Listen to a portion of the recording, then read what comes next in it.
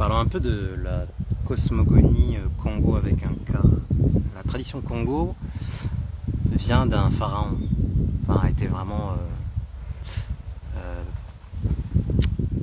assemblé sur terre, redynamisé on va dire par un pharaon très célèbre, Akhenaton. Et dans cette tradition, on est dans un univers à 15 niveaux. Un jeu vidéo, imagine un jeu vidéo à 15 niveaux. Mario, 15 niveaux, tac. On était au niveau 4 et on a chuté au niveau 3. C'est pour ça que beaucoup vous parlent de la 3D, la 3D, la 3D, la 5D. Le but de la vie sur Terre, si tu t'es posé cette question, c'est de repartir en 4e dimension. Vaste programme, vaste programme. Et d'éviter de revenir dans la 3e dimension, ce qu'on appelle la réincarnation. Et dans la cosmogonie Congo, qui est la même que la cosmogonie égyptienne, c'est le même peuple, il y a l'océan primordial, le Nun.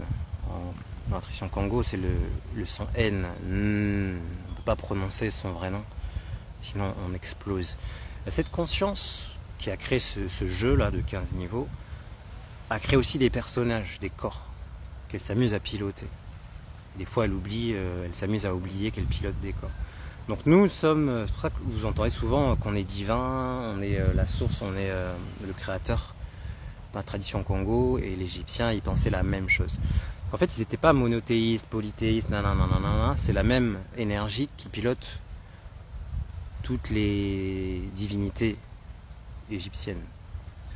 Et chaque corps, chaque conscience avait une fonctionnalité. Quand les anciens avaient besoin de travailler sur la musique, sur l'art, la sensualité, ils faisaient appel à la source, pilotant Hathor par exemple.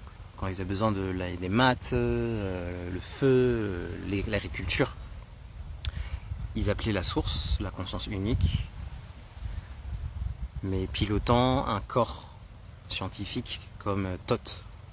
Certains ont appelé Thoth Djéouti. Dans ma tradition, ils n'ont pas ces noms-là. On a gardé dans la tradition Congo des noms vibratoires, avec la langue Kikongo. Le Ki, c'est l'énergie, comme le Chi, un Qigong, le Chi. Congo, ça veut dire la maîtrise de l'énergie de la source Congo, en fait. Si on le traduit, c'est des maîtres Jedi, quoi. Mais tu maîtrises l'énergie de la source divine, c'est le dernier niveau des humains. En fait, tous les humains doivent devenir Congo. C'est comme l'état illuminé ou l'état bouddhique. On doit tous être dans ce niveau de maîtrise de l'énergie. Il y a du boulot. Donc du coup, cette conscience, on va dire qu'elle se dimensionnalise en plusieurs consciences, plus ou moins éveillées, plus ou moins puissantes dans les différents niveaux.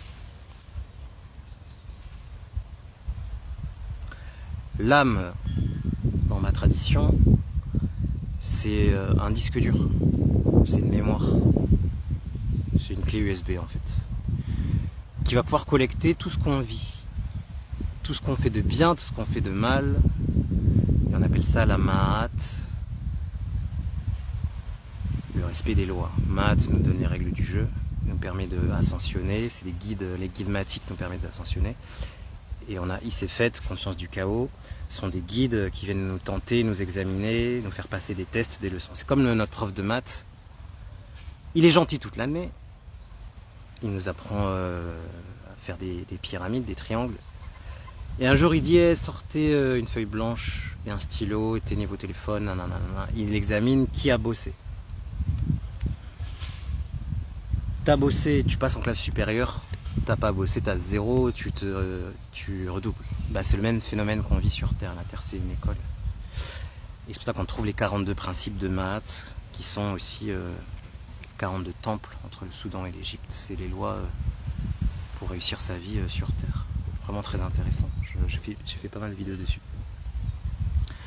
Au-dessus de l'âme, il y a ce qu'on appelle notre conscience supérieure. C'est nous-mêmes, mais la version la plus évoluée, la plus proche de la source. Notre vrai pilote. C'est comme si notre corps ici, là, ce que tu vois, c'est un vaisseau, un véhicule, qui peut être piloté en automatique. On a des automatismes. Et certains, vous faites métro, boulot, dodo, jusqu'à la mort, sans même vous être posé une seule question. Mais si tu vois cette vidéo, c'est que tu es sur ton chemin d'éveil, il n'y a pas de hasard. Et le but du game, c'est se rebrancher à son âme, se rebrancher à son vrai pilote, parce qu'il y a des consciences de l'astral qui s'amusent à nous débrancher, puisque ces consciences ont perdu leur âme, elles ont besoin d'humains qui ont des âmes pour pouvoir se nourrir. On est un peu leur KFC. Et c'est pour ça que la Terre est maintenue en basse fréquence par la télévision, les jeux vidéo, la musique, la non-maîtrise de la sexualité, la nourriture, la politique, les basses fréquences, les énergies, les téléphones, enfin partout, tout. Les consciences ici-fétiques ont vraiment tout quadrillé. Mais le problème, c'est qu'on passe dans l'ère du Verseau. Puisque l'astrologie, puisque tout est énergie, nous influence, puisque les planètes sont aussi conscientes, sont aussi pilotées par la source. Un oiseau qui nous fait coucou. Et l'ère du Verseau, on s'éveille et on se branche directement à la source, sans intermédiaire. L'ère du Poisson, c'est une ère sur la croyance. Je crois qu'il y a des livres sacrés, et le livre sacré me dit tout. Je crois qu'il y a un dieu barbu tout en haut. Je crois qu'il y a ça. Non, ère du Verseau, c'est connexion directe, expérimentation directe, connaissance directe. C'est la connaissance directe, sans intermédiaire. Accès à plus d'énergie, plus d'éveil. Sauf qu'on est à cheval entre les deux ères encore. On est en train de quitter l'ère du Poisson, rentrer dans l'ère du Verseau. Parce que notre système solaire se déplace dans l'univers à travers des zones, 12 zones qui ont les mêmes noms que les signes du zodiaque, mais c'est différent des signes du zodiaque. J'ai fait plusieurs vidéos à ce sujet, vous irez voir. Donc c'est une aubaine pour nous. On a une fenêtre pour arrêter de se réincarner et ascensionner. Et pour ça, il faut retrouver sa mission de vie. Maîtriser ses énergies, ses émotions, l'énergie de ses pensées, l'énergie sexuelle, l'énergie de la Kundalini, l'énergie de l'argent. C'est pour ça que le business est très important en spiritualité, maîtriser l'énergie de l'argent. Et si ça vous intéresse, j'ai trouvé des outils intéressants qui m'ont aidé. En tout cas, à avancer sur mon chemin d'éveil. Ok, une voiture. Donc direction en bio ou sous la vidéo. Commencez par télécharger votre charte énergétique. C'est votre carte pour évoluer sur votre chemin. Il y en a de deux types, pour les particuliers et il y en a pour les entrepreneurs, pour celles qui vous intéressent. Il y a plein de ressources offertes, donc allez voir le lien qui est en bio ou en description de la vidéo. Démarrez votre aventure.